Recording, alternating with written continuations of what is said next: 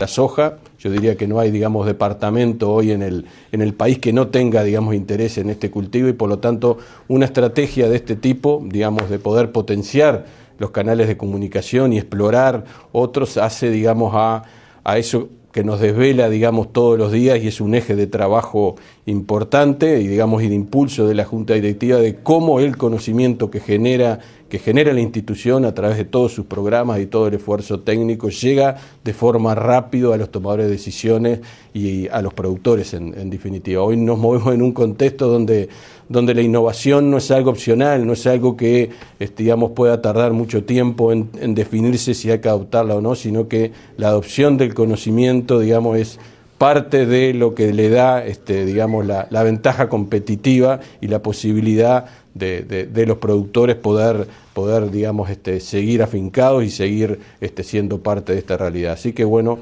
entendemos que este es la primera jornada de este tipo. Hay un esfuerzo enorme de toda la unidad de comunicación, tanto nacional como particular aquí de la Estanzuela. Creo que esto además se complementa con una visión y por este interés digamos, de aportar conocimiento en forma rápida, de que estas jornadas no solamente, digamos, participan técnicos de línea, sino que también ponemos toda la institucionalidad y el poder de la institución a convocar, digamos, expertos tanto regionales como internacionales. Esto tiene varias externalidades positivas. Yo diría que la central es la que yo nombré, vinculado a la necesidad de que el conocimiento rápidamente sea transferido a los tomadores de decisión. Pero sin duda que eso permite un reposicionamiento también de línea, de la imagen de INEA a nivel nacional, ¿no? Que acá yo creo que tenemos dos oportunidades muy grandes. Primero, la de transferir a la gente más vinculada a las ciudades la importancia del sector agropecuario, pero también dentro del área agropecuaria y del interior del país,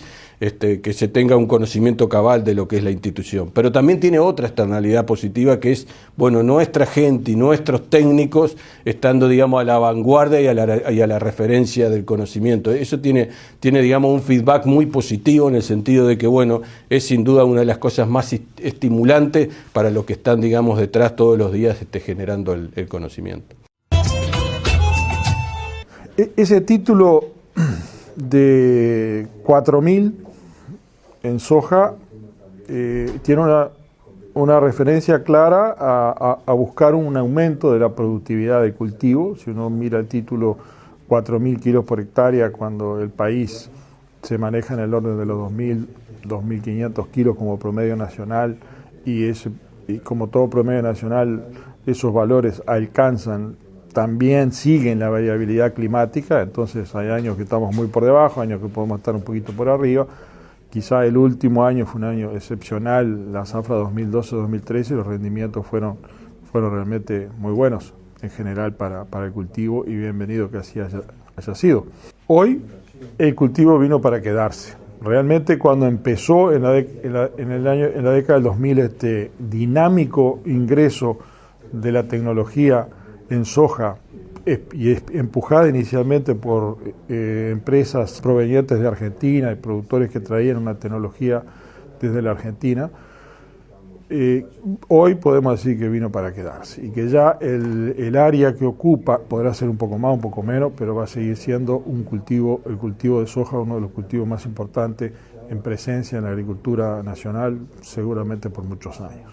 Y esta aseveración que no es solo mía, sino que está sustentada en una serie de estudios internacionales realizados por organismos que se dedican a esto, caso FAO, Banco Mundial y demás, donde lo que se piensa es que la población mundial va a seguir creciendo fuertemente y seguramente hacia el 2050 se habla de 9.000 millones de habitantes en el mundo, donde países como China, India, tienen una enorme componente de esa población y están teniendo un proceso de cambio en la demanda alimenticia muy fuerte, motivo de un proceso de urbanización muy alto.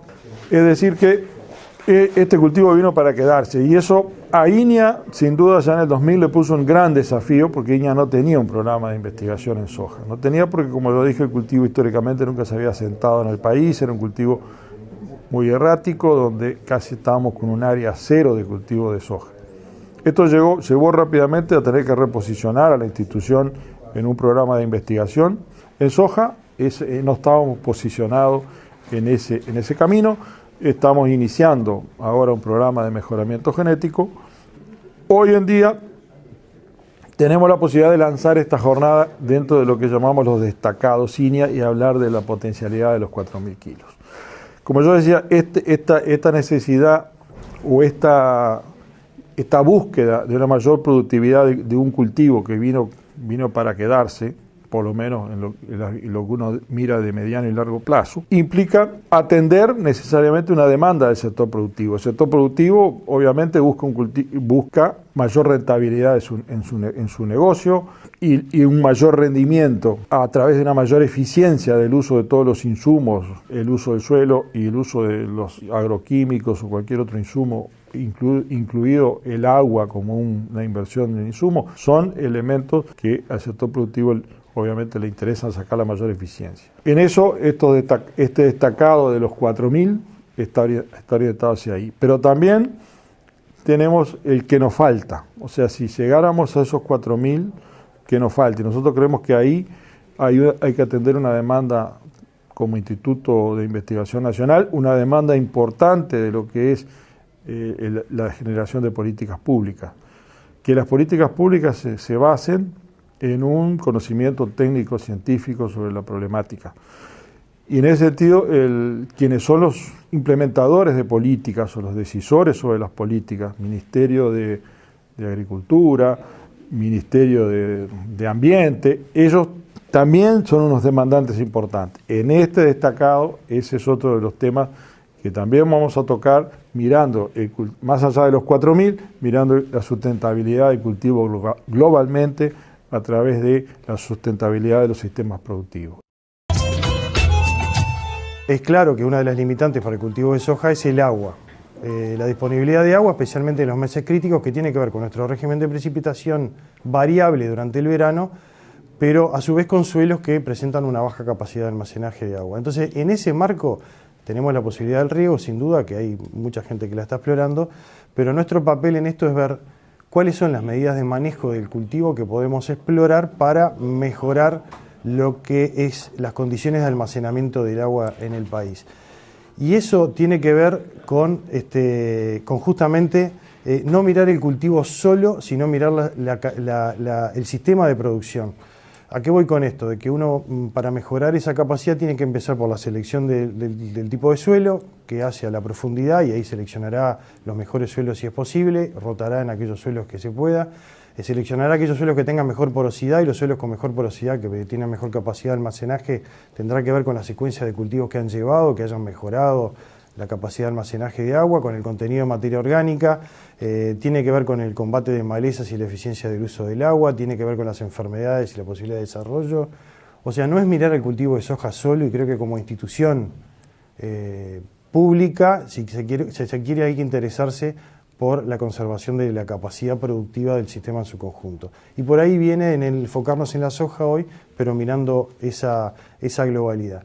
El segundo concepto grande que yo manejaría en esta jornada es por qué apuntamos a la productividad en soja, porque nos podrían decir, bueno, ustedes están siempre mirando el tema de la productividad. Para nosotros en los últimos años ha sido cada vez más claro, y en todos los cultivos, y no solo en los cultivos, en los demás ramos de la producción también, es que productividad es igual a sustentabilidad. Cultivos que no son productivos no son sustentables. ¿Por qué esto? Bueno, no solo no son productivos económicamente, que salta a la vista de cualquiera, sino que a su vez lo que está pasando es que esos cultivos no están teniendo una devolución de materia orgánica al suelo que permita mantener las condiciones de fertilidad del suelo, no generan las condiciones de porosidad que permitan almacenar agua, no generan combate a las malezas que permitan hacer un uso eficiente de ese agua. Todo lo que dije en principio se repite en este caso. Cultivos pobres son suelos pobres, y un poco esa es la lógica con la que estamos encarando esta jornada. Si bien es la soja hoy, bueno, es la soja, pero miremos el paquete completo, ampliando todavía ese paquete a otras ramas, como que era la comercialización, la logística, la capacidad operativa del país, los proveedores de insumos. La idea de armar esta jornada de soja sobre productividad, entre otras, es porque en la discusión la soja siempre aparece como la mala de la película, se ha hablado de la soja en el sistema y lo que afecta el sistema a la soja, pero en realidad ha habido poco foco en ver cómo podemos aumentar la productividad de cultivo de soja, lo cual también es bueno para el sistema, ¿no? Entonces, a partir de esa base y conociendo las limitaciones que tiene nuestro ambiente, o sea, las limitaciones hídricas, las limitaciones de tipo de suelo, dijimos, bueno, apuntemos a una estrategia, a un techo de 4.000 kilos y veamos qué nos falta. Y en esa lógica entran varios conceptos. Por un lado, quisimos hacer el ejercicio de ver cuál es el rendimiento potencial que tendría un cultivo, por ejemplo, en condiciones de riego suplementario, que quisiéramos ponerle riego suplementario. Después dijimos, bueno, a ver, ¿qué aporte nos puede dar la genética y el progreso genético y sobre todo algunos tratamientos dentro del mejoramiento genético a contribución a aumentar la productividad? Y de esa manera empezamos a estructurar el programa. Después dijimos, bueno, hay factores que todos los años nos afectan los rendimientos. Por un lado, las enfermedades, y ahí ponemos foco en enfermedades de raíz y tallo que pueden comprometer los rendimientos hoy y para el futuro, y son enfermedades de difícil manejo. Entonces hicimos o estamos haciendo mucho foco en eso. El otro tema que nos reduce mucho los rendimientos es el manejo de los insectos plaga, y fundamentalmente lo que es chinches, donde Uruguay tiene una particularidad de que el tema chinche es muy importante. Aún ante un escenario de intacta, el manejo de chinches sigue siendo un tema muy importante.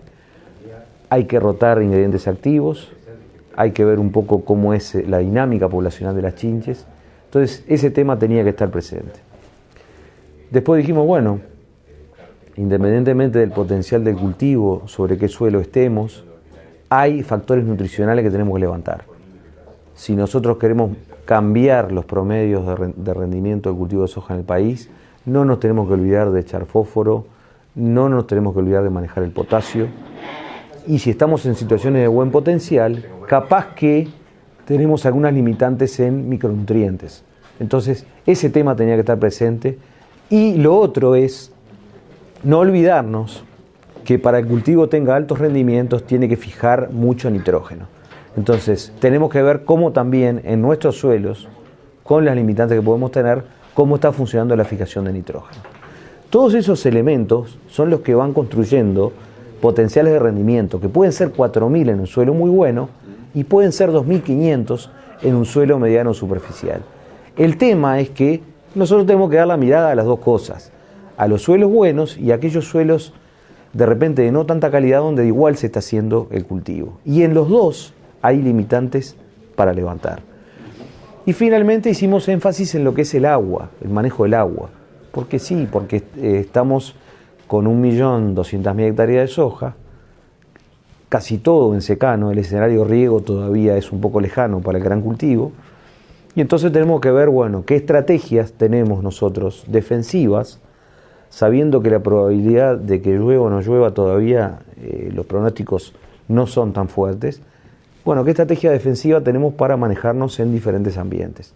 Entonces, si yo estoy en un ambiente que es malo, que es pobre, que tiene un techo de potencial bajo, y bueno, tengo que ir a fechas de noviembre, tengo que ir a grupos de madurez largos, para que el periodo crítico del cultivo caiga en un momento con mayor probabilidad de precipitación de lluvia.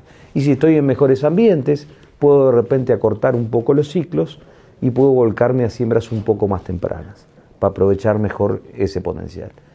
Y si tengo acceso al riego y estoy en un sistema de riego en el cual, además de la soja, por ejemplo, tengo como cultivo compañero el maíz, que tiene más respuesta obviamente al agua, bueno, pasa a ser una alternativa muy interesante regar un cultivo de soja en una fecha en la cual lo que tengo que buscar ahí es el momento de mayor radiación en el periodo crítico del cultivo. Y hoy estuvimos hablando en la charla temprano en la mañana de cuál puede ser el techo productivo para el cultivo de soja, tratando de analizar los datos nacionales que hay de rendimiento, de series confiables que nos permiten estimar cuál puede ser el máximo potencial de rendimiento del cultivo. Luego tratamos de analizar cuáles son las determinantes fisiológicas del rendimiento y cómo se forma ese rendimiento del cultivo, para terminar en un ejercicio de simulación que incorpora todos esos elementos y hacer una estimación bastante prudente y bien fundamentada de cuál puede ser el potencial productivo y cómo varía el potencial productivo con, por ejemplo, la fecha de siembra, los grupos de madurez para las condiciones de Uruguay.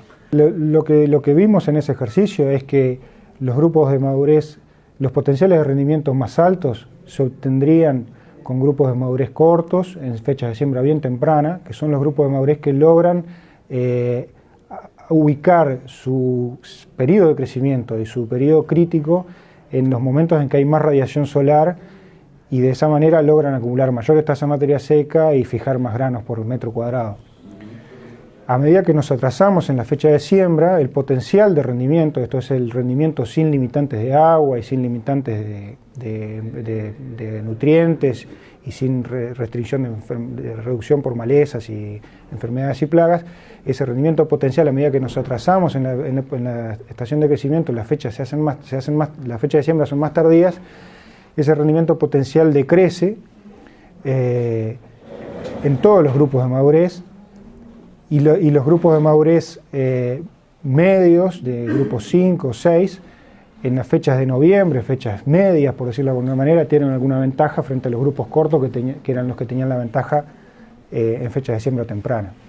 En nuestro país el rendimiento varía fuertemente con la cantidad con la precipitación, con el régimen hídrico, y varía fuertemente con cuánta precipitación hay en los momentos en que se define el rendimiento y concreta el rendimiento en el periodo crítico, que es durante el momento en que se fijan el número de vainas y el número de granos.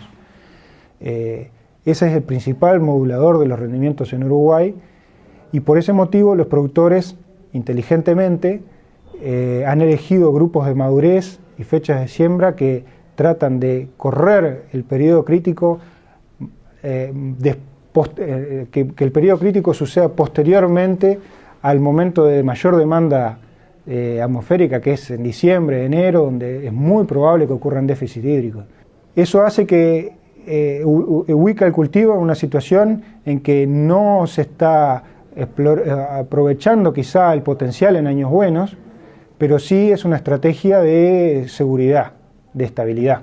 El grupo de herramientas que sigue a eso serían herramientas que apuntan a seleccionar dentro del campo las zonas que tienen mayor potencial o menor potencial, las zonas que tienen mayor capacidad de almacenaje de agua, las que tienen menor capacidad de almacenaje de agua, y tratar de hacer un manejo de insumos y de fecha de siembra, de grupo de madurez específicamente para esas zonas. Básicamente el doctor Penguin-Chen se refirió a los aspectos que hacen a las novedades, digamos, a nivel mundial en cuanto a mejoramiento de soja, y a lo que ellos llaman el desarrollo de germoplasma, es decir, el enriquecimiento de la variabilidad genética disponible a nivel mundial, que puede contribuir a mejorar aspectos de rendimiento, aspectos de tolerancia a enfermedades, aspectos de tolerancia a estrés abiótico, como por ejemplo la sequía, o el anegamiento en el caso de sojas irrigadas o sojas en rotación con arroz. Y también aspectos muy importantes, no tan conocidos, digamos, a nivel nacional, donde estamos orientados en 100% a la venta de un commodity, digamos, que es el grano de soja. Y el doctor Chen hizo mucho énfasis en lo que es el trabajo que desarrolla la Universidad de Arkansas en relación a lo que es soja para la alimentación humana y buscar beneficios, digamos, alimentarios, apuntar hacia la salud alimentaria a nivel humano, y en ese sentido han desarrollado interesantes avances. Dentro de lo que fue su exposición, hizo énfasis en lo que es la exploración de nuevo germoplasma, básicamente germoplasma introducido desde las zonas de origen, de China básicamente, donde se encuentran nuevos genes que pueden permitir dar un salto en adaptación, en rendimiento, como decía hoy, en tolerancia a estreses, sin dejar de ver lo que es también, además del desarrollo de germoplasma adaptado, que eso es un trabajo que él enfatizó que se debe hacer a nivel local.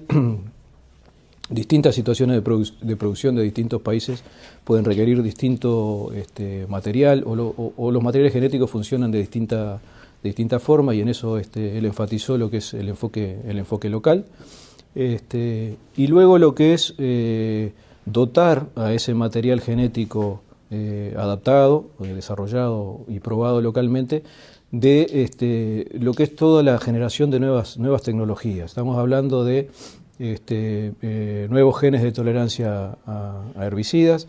Algunos de ellos ya lo conocemos, como lo que es el RR, la resistencia a Roundup o glifosato, que hoy en Estados Unidos está siendo, digamos, superada o cambiada por lo que es la nueva tecnología de resistencia a Roundup, lo que le llaman el RR2, la segunda generación de resistencia a Roundup, que acá en Sudamérica está próximo a ser liberado como un evento conjunto RR2 con BT, o sea, resistencia a glifosato, una nueva generación de resistencia a glifosato con resistencia a insectos de tipo Lepidoptera. Y otras combinaciones o eventos aislados de resistencia a nuevos herbicidas, como puede ser el Liberty Link o el dicamba, resistencia a 2,4-D, etcétera. Y la generación de eventos apilados, o sea, donde se combina la resistencia a distintos herbicidas.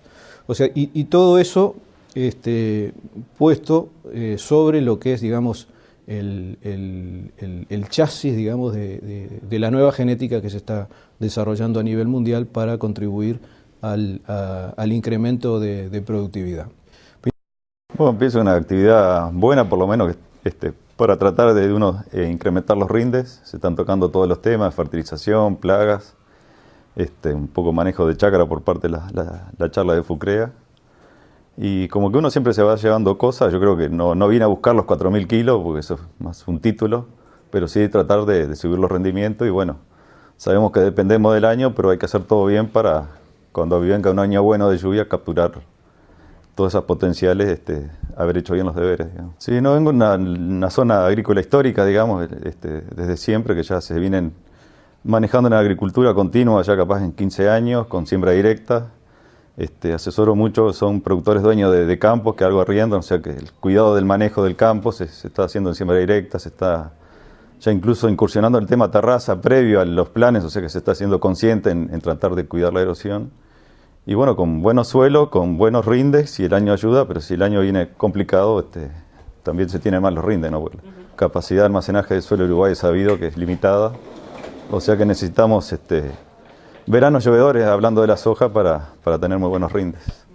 La conferencia trató un poco en refrescar viejos conceptos que surgieron hace bastante tiempo, ver cómo esos conceptos han caído un poco en desuso a nivel mundial, analizar cuáles son las razones por las cuales esos conceptos cayeron en desuso, y hoy la producción de soja tiene una altísima dependencia del control químico como alternativa de control, y herramientas como el muestreo, el uso de los niveles de control para tomar la decisión de control han caído en desuso, y que mostrando datos como por ejemplo en Brasil, que había sido un programa referente en la década de los 80 y los 90, con el nuevo crecimiento del cultivo de soja, pasaron de usar 1 kilo de insecticida por hectárea a más de 2,5 kilos, lo cual es bastante indicativo de lo poco que utilizamos el manejo integrado de plagas. Después hicimos un análisis sobre la realidad que se nos avecina, que es la tecnología intacta, que le confiere resistencia a ciertos lepidópteros defoliadores y al barrenador del tallo y algunas lagartas que atacan las vainas. Las bondades que esta tecnología nos ofrece, pero también las incertidumbres y los desafíos que nos plantea. Y después finalmente hicimos un análisis de en qué estado estamos en el país en cuanto a la generación de información de distintas herramientas que pueden ir acompañando a esta nueva tecnología. Y bueno, en algunas herramientas estamos más avanzados y ya la tecnología estaría disponible para utilizar, como es el caso de el uso de el agregado de cloruro de sodio a los tratamientos de chinches, que nos permite reducir la dosis comercial a la mitad de la dosis. Otras herramientas, como es el uso de la vegetación, de la diversidad vegetal, en la cual tenemos datos nacionales, pero podemos decir que todavía estamos en una etapa exploratoria, con buenos resultados, pero es una etapa exploratoria. Y otras herramientas que no es que sean menos importantes, sino que nosotros con los recursos humanos que tenemos tuvimos que priorizar y bueno, consideramos que eran herramientas que nosotros íbamos a tener menos impacto con las capacidades nuestras, como fue el control biológico en su amplio sentido, ya sea a través de predadores o parasitoides o mismo por entomopatógenos, para el cultivo de soja y el mejoramiento genético, pero que son herramientas válidas y en las cuales habría que hacer exploración. Lo que indica la investigación nacional es que más o menos 10-12 partes por millón de fósforo de Bray en el suelo podría ser considerado el nivel crítico, es decir, por encima de esos niveles no se esperarían grandes respuestas del cultivo de la fertilización fosfatada. Caso de potasio, el nivel crítico sería aproximadamente 0,34 miliequivalente de potasio cada 100 gramos. Caso de azufre, en general se recomienda aproximadamente 10 partes por millón de azufre como sulfato en el suelo. Bueno, básicamente, más que nada por el lado de la fertilización. El caso de fósforo es bien claro que con niveles más bajos tenemos que pensar en fertilizar, y lo que muestra la investigación es que más o menos se puede esperar por debajo de esos niveles críticos de 10-12 partes por millón, eficiencias de uso del fertilizante de aproximadamente 6 kilos de grano por kilogramo por unidad de fósforo agregado. Con los microelementos es más difícil la cuestión, principalmente por la poca capacidad predictiva que tienen los análisis de suelo. Es muy difícil, en base a análisis de suelo, estar seguro si va a haber o no deficiencias. En general, las deficiencias son más asociadas a pHs básicos o más a deficiencias complejas que de algún micro en especial. En la medida que estamos pudiendo hacer agricultura donde antes no hacíamos, hay que tener en cuenta que si esos suelos son más marginales en cuanto a la cantidad de nutrientes, necesariamente vamos a necesitar más aplicaciones. Si no tenemos más fertilización, no podemos pretender que esos suelos respondan igual cuando ya de por sí son más pobres. Consideramos que el tema nitrógeno es fundamental si estamos pensando en el largo plazo, en tener buenos rendimientos y en tener un sistema sustentable. Principalmente porque hay que remarcar que es verdad, la soja tiene fijación biológica y tiene un aporte de nitrógeno por el lado de la simbiosis, pero no por eso deja de tener un balance negativo. Entonces, ese balance negativo de nitrógeno hay que tener mucho cuidado con eso. Sí, la soja es muy consumidora porque tiene mucha necesidad y es muy extractiva. Sale mucho nitrógeno en el grano de soja, mucho más que en otros cultivos. Hay que pensar en la rotación y hay que pensar que el balance negativo que tenemos de nitrógeno en la soja, durante la rotación, ir atenuándolo al menos para mantener eso. Es decir, si queremos altos rendimientos, tenemos que pensar que en algún lado tenemos que mejorar el balance de nitrógeno. O tal vez más en otros cultivos, mejorando el aporte de nitrógeno de otros cultivos y mejorando esos balances y teniendo incorporación de rastrojos, es decir, aporte de otros rastrojos con mejor relación carbono-nitrógeno, y no en el cultivo de soja, porque si nosotros fertilizamos con nitrógeno para la soja, en realidad lo que vamos a hacer es inhibir la fijación biológica de nitrógeno. Y bueno, yo creo que por un lado el tema de fertilización y la parte más química del suelo, es decir, bueno, afinar bien dónde realmente tenemos respuesta y cómo manejar esa fertilización a largo plazo. Es decir, no solo, bueno, este cultivo va a tener o no, sino en la rotación, dónde nos tenemos que situar a nivel de contenidos de nutrientes en los suelos para que la rotación toda tenga máximos rendimientos. Lo otro a considerar, y es muy importante, es el tema físico. Si estamos teniendo degradación física del suelo, vamos a estar perdiendo capacidad de almacenar agua, y eso es fundamental para los cultivos de verano. Sí, es un tema que para nada menor, porque en realidad estamos generando una compactación subsuperficial también, y eso va a generar problemas de menor infiltración de agua, menor capacidad de retención, menor exploración radicular. Todo eso es un tema no menor si queremos apostar a buenos cultivos. ¿Y esto se va a solucionar, aparte de fertilización, remover el suelo. Y sobre todo, más que eso, en realidad, porque removiendo el suelo estaríamos atacando el síntoma. Pero no, si nosotros removemos, si seguimos con el mismo sistema de rotación, vamos a tener que volver a remover, porque vamos a siempre estar... Las causas no las movemos. Tenemos que pensar en rotaciones, en rotar con gramíneas C4 o con cultivos que realmente hagan una mejor exploración radicular y nos permitan mantener una mejor estructura física. Uno de los problemas, pensando un poco mediano y largo plazo, el tema físico y el tema cómo evitar esas compactaciones y esas pérdidas de estructura física es fundamental. El tema de fijación biológica también, porque si estamos apostando a cultivos con mucho rendimiento en la soja, estamos precisando mucho nitrógeno, entonces maximizar la fijación también es algo muy importante y hay proyectos también en marcha en ese sentido. Bueno, básicamente estar enterado de lo que está haciendo el máximo, la máxima institución del Uruguay y ver desde ahí qué es lo que se puede trasladar a la práctica en cada uno de los establecimientos, en este caso al mío. Me interesaba básicamente desde ese lugar. No, bien, muy completo, muy interiorizado de lo que estaban planteando. Obviamente están siempre un paso o dos o tres adelante de lo que vamos haciendo nosotros.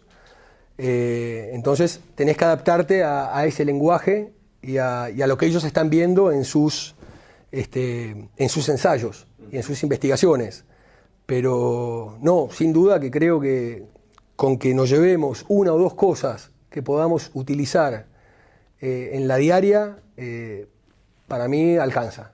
Lo que tratamos de hacer es un poco un raconto de lo que son las enfermedades a lo largo del cultivo. Empezamos con las enfermedades de implantación, que le afectan la planta chiquita, hasta después las enfermedades que se encuentran en la planta adulta, en las hojas, en el tallo, en la raíz. O sea, fue como dividida la charla y en cada una de las etapas tratamos de decir por lo menos alguna estrategia de control donde tenemos información.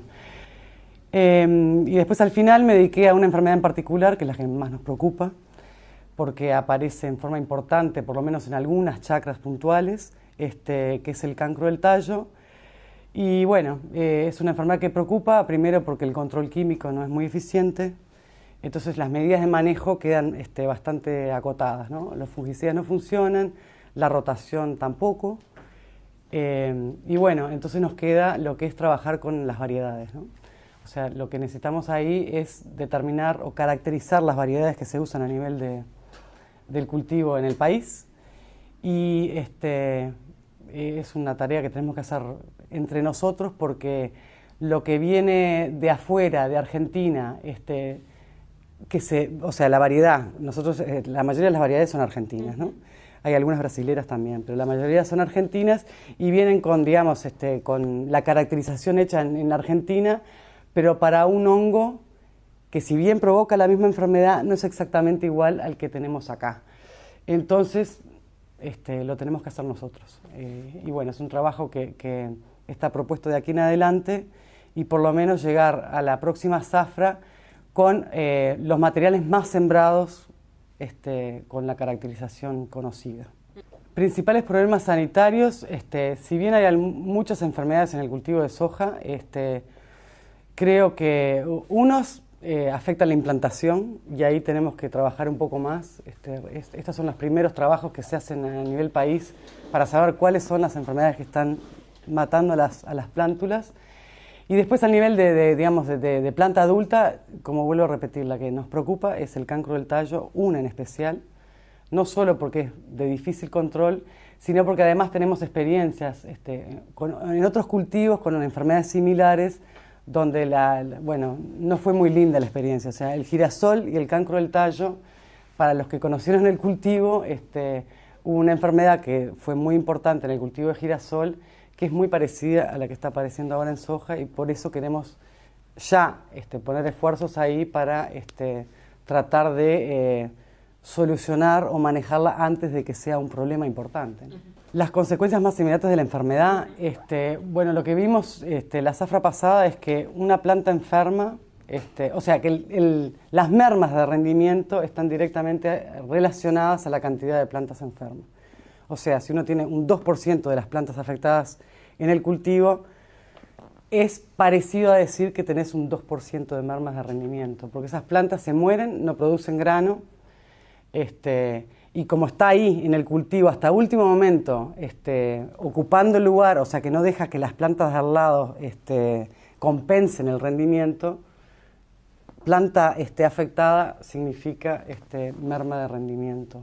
Por lo menos hasta donde nosotros pudimos evaluar, que en realidad es una zafra nomás, ¿no? Tampoco es que tenemos mucha experiencia en el tema. ¿Es una enfermedad nueva? Es una enfermedad nueva, sí. Nueva en el sentido, o sea, siempre se veían plantas aisladas en el cultivo, pero ahora empieza a aparecer como una cosa, digamos, más pujante, digamos, ¿sí? Empieza a preocupar. Tenés que abrir el cultivo, mirar para abajo y vas a ver, es un cancro, o sea, ves una lesión marrón, amarronada, a veces en la parte inferior del tallo, a veces un poco más arriba, y lo que si tú vas al cultivo después, lo que empezás a ver son plantas muertas, que lo único que ves son piquitos secos, ¿no? Y cuando abrís, mirás ese piquito seco y corresponde a una planta muerta. Bueno, primero los datos que estamos presentando son datos del sistema de producción real, distribuidos en todo el país, que de la zafra 2006 a la zafra 2012, ocupa más o menos el 10% del área nacional, o sea que es un área muy importante y bien distribuida, con lo cual tenemos una muestra muy buena de lo que es la soja en Uruguay. Esos datos nos permiten ver que si el objetivo de la jornada era 4.000 kilos, solo el 2 o 3% de las chacras en este periodo lograron más de 4.000 kilos de rendimiento, o sea que es un objetivo demasiado ambicioso, muy ambicioso, para lo que está haciendo los rendimientos a nivel productivo, eso por un lado, y por otro lado, la principal limitante que vemos en los sistemas de producción actuales son la disponibilidad hídrica. Los rendimientos varían de forma muy importante entre años, entre zonas y entre fechas de siembra, de acuerdo a las lluvias que tenemos en el año.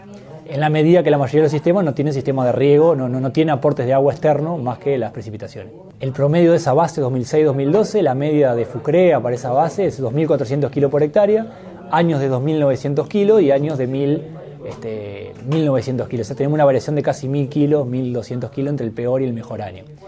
Con lo cual es una variación muy importante provocada básicamente por las condiciones hídricas del año. Con lo cual, todas las medidas de manejo que nosotros podamos hacer van a aportar a mejorar el rendimiento, como manejo de la rotación, mejorar la fertilización, elegir bien el grupo madurez y la fecha de siembra, pero el año nos va a poner un escalón que va a ser difícilmente no es posible escaparse del escalón que genera el año.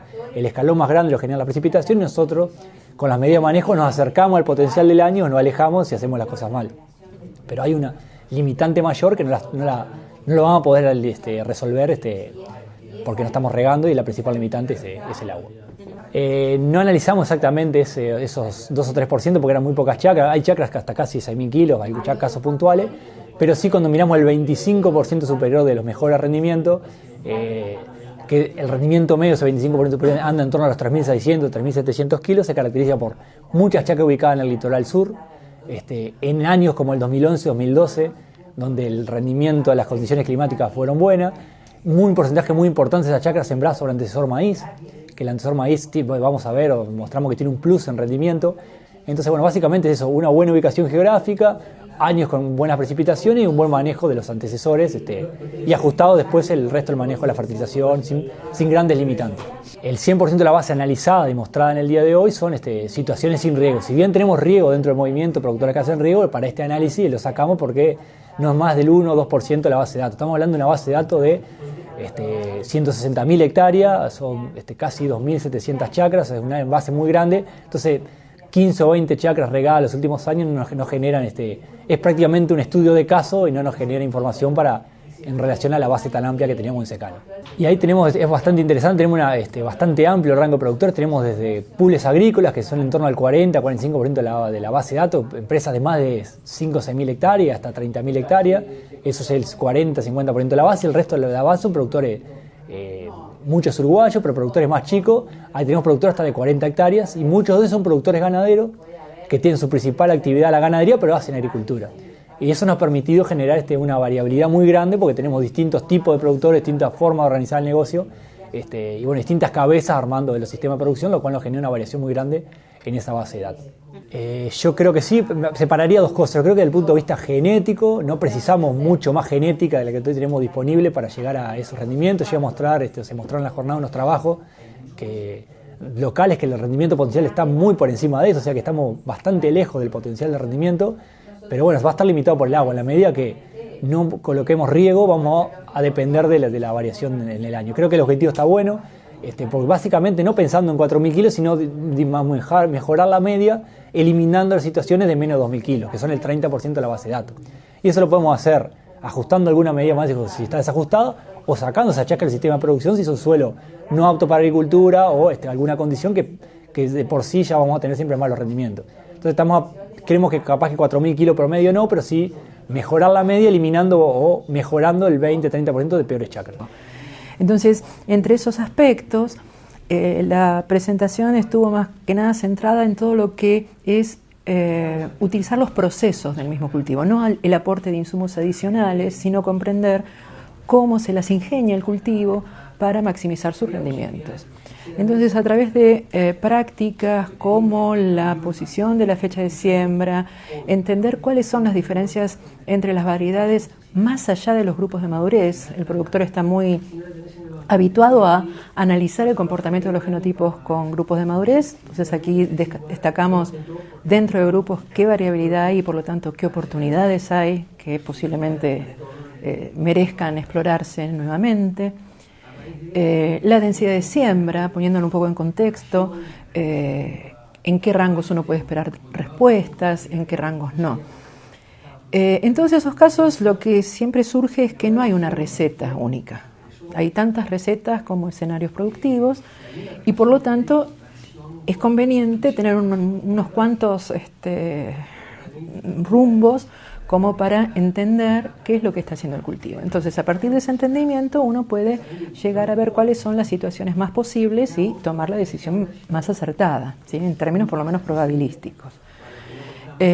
Los modelos de simulación nos ayudan un poco para orientarnos, pero aún así los modelos están siempre cotejados con la realidad y nosotros nos estamos proponiendo modificar la realidad.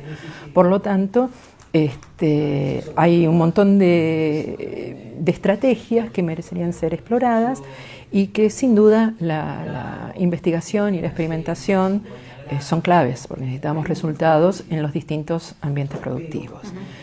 Por otro lado, siempre decimos que el agua es lo que está limitando nuestros rendimientos y que no podemos hacer llover, y eso es cierto, pero lo que es cierto es que podemos incrementar y bastante la eficiencia con la que se utiliza esa cantidad de agua que tenemos disponible cada año.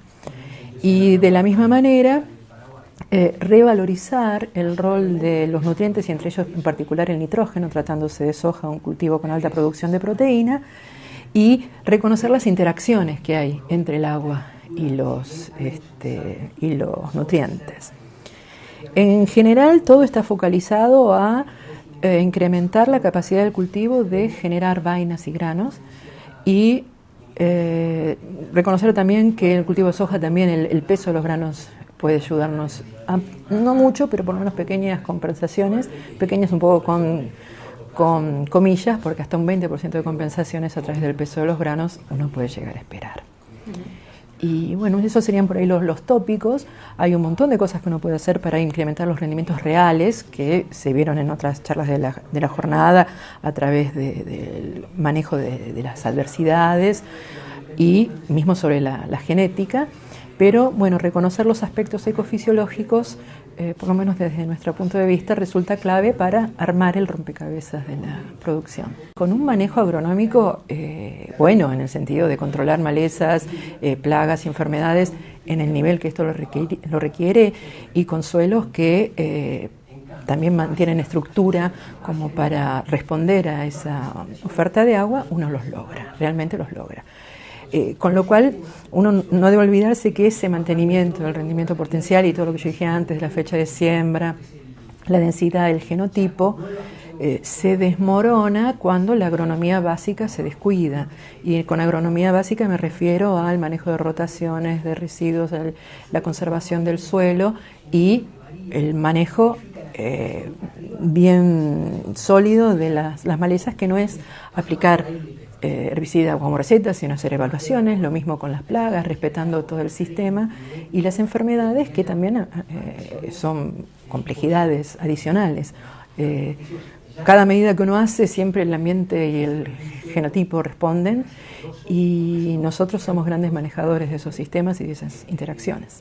Se analizaron en primera instancia con un modelo de simulación cuál sería el rendimiento alcanzable, y este va a estar en torno a la situación climática, o sea, la situación del agua, y cuál es este rendimiento alcanzable en suelos bien contrastantes para ubicarnos en términos de probabilidades en dónde estamos parados. Por otro lado, en esta charla se mostraron datos que vinieron de investigaciones de INAH de estos últimos años, en donde hubieron redes donde se probaban diferentes fechas de siembra y cómo respondían los diferentes grupos de madurez a través de fechas bien contrastantes en un amplio rango de fechas de siembra que van desde septiembre a enero.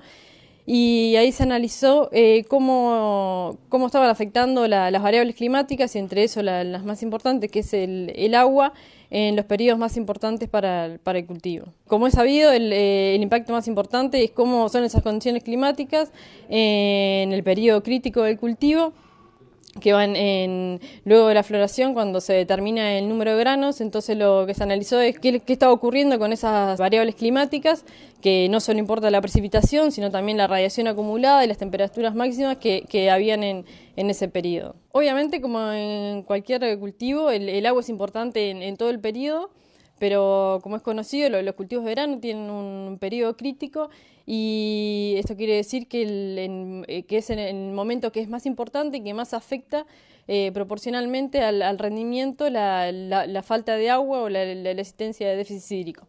Ese periodo va entre R1, donde es el inicio de floración, a R5, donde es el seteo de granos y se inicia la formación de vaina.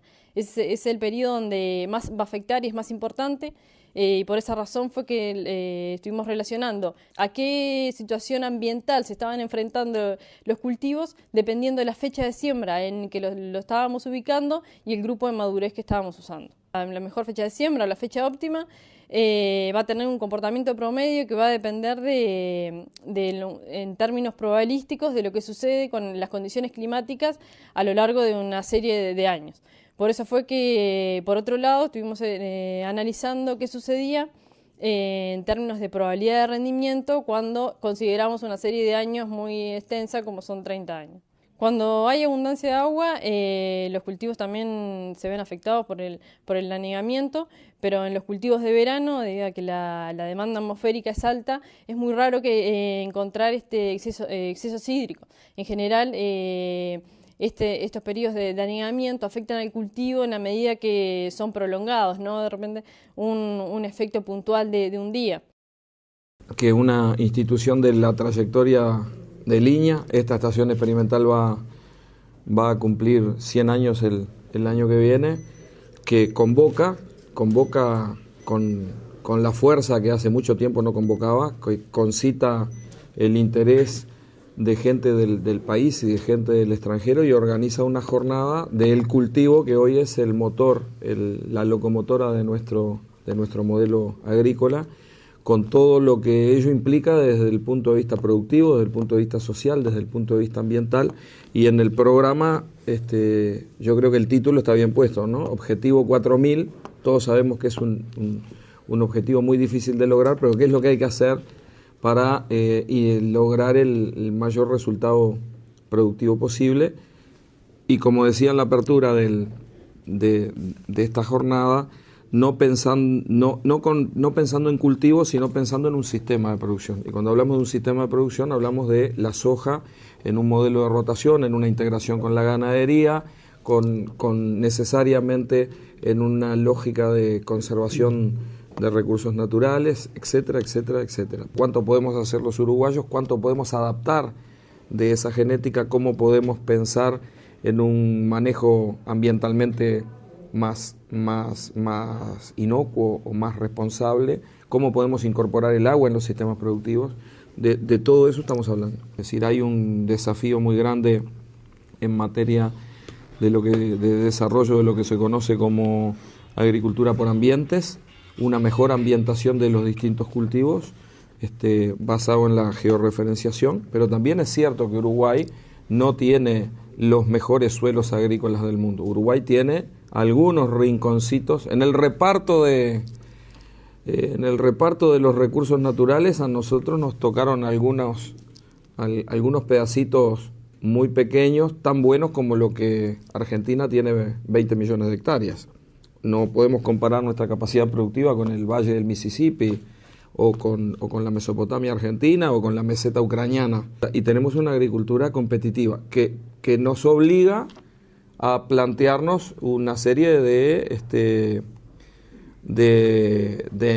incógnitas vinculadas a desafíos de todo tipo. El más importante, política número 1 de nuestro ministerio, es intensificación con sustentabilidad. Los planes de uso y manejo de suelos, aplicando la ecuación universal de pérdida de suelos, lo que buscan es tener una agricultura sustentable en función de la capacidad del uso de los suelos. Entonces, la soja puede entrar, pero nunca como monocultivo. No hay ningún suelo del Uruguay, en el mejor de los suelos del Uruguay, que tolera un monocultivo de soja. Por lo tanto, tenemos que hablar de la soja en un sistema de producción. La demanda, la relación entre la demanda y la oferta, la lógica de actores privados que necesariamente tienen que empezar en el muy corto, en el corto y en el mediano plazo, nos lleva a una situación donde hoy no tenemos una rotación en el Uruguay. Tenemos 1.200.000 hectáreas de soja, 180.000 de sorgo y 150.000 de maíz. Es ahí que la política pública, con el más sano y altruista espíritu de que las futuras generaciones tengan recursos naturales sobre el cual desarrollarse, plantea lo que alguien puede entender como lo que es restricciones al uso irrestricto de la propiedad privada y al uso de la propiedad privada dentro de un marco que sea sustentable en términos intergeneracionales. La soja ha desplazado, entre comillas, algunos otros sistemas productivos. Hoy estamos a punto de llegar a los 3 millones de terneros, porque los terneros valen. Los terneros van a valer más cuando la cadena cárnica tire más, es decir, si la invernada es más eficiente, los terneros van a valer más. Y buena parte de las mejores invernadas de este país hoy están dedicadas a un sistema de agricultura continua. Como el Uruguay es tan diverso, tiene tanta variedad de suelos, tiene un mosaico de distintos tipos de suelos, es muy difícil encontrar un establecimiento que tenga un padrón de suelos.